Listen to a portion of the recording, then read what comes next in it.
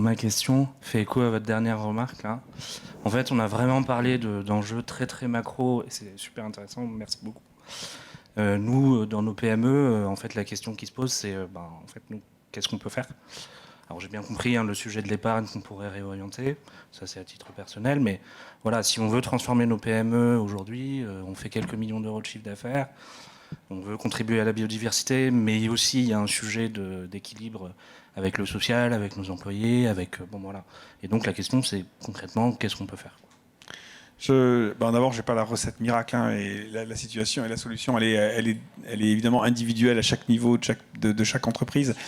Mais il y a différentes. Bon, d'abord, je pense qu'il y a encore une fois beaucoup d'opportunités de développement de produits pour certaines entreprises qui sont dans ces domaines-là. Mais pour des entreprises qui ne sont pas dans ces domaines-là, je crois il y a aussi beaucoup de sujets. La question de l'énergie, l'utilisation de l'énergie, par exemple, est une question clé et qui est liée aussi au coût. Donc, comment éventuellement même limiter, réduire les coûts dans certaines entreprises en réduisant la consommation d'énergie.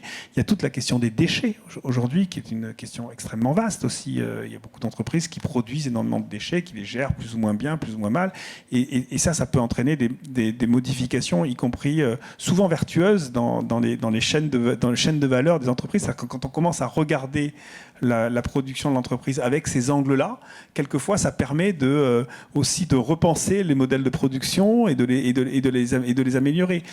La problématique, c'est souvent le temps. Souvent, c'est que les patrons de PME sont le nez dans le guidon et ont des objectifs très court terme parce qu'ils travaillent pour la survie de leur boîte, souvent à un horizon extrêmement court.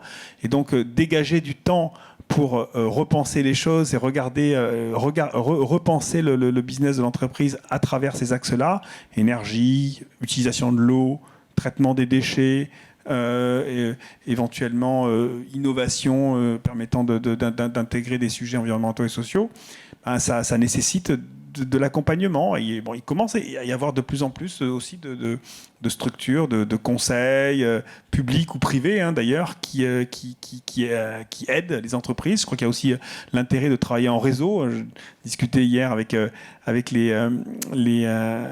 l'équipe d'entrepreneurs pour l'environnement que vous connaissez peut-être, qui est née ici à Marseille.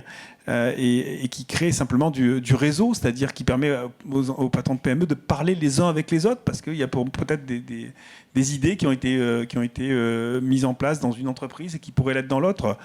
Voilà, il n'y a pas de solution miracle à part ça, c'est simplement déjà prendre conscience, se retrousser un peu les manches et se dire, voilà, il y a quelques sujets, quelques axes que je peux améliorer dans la gestion de ma boîte.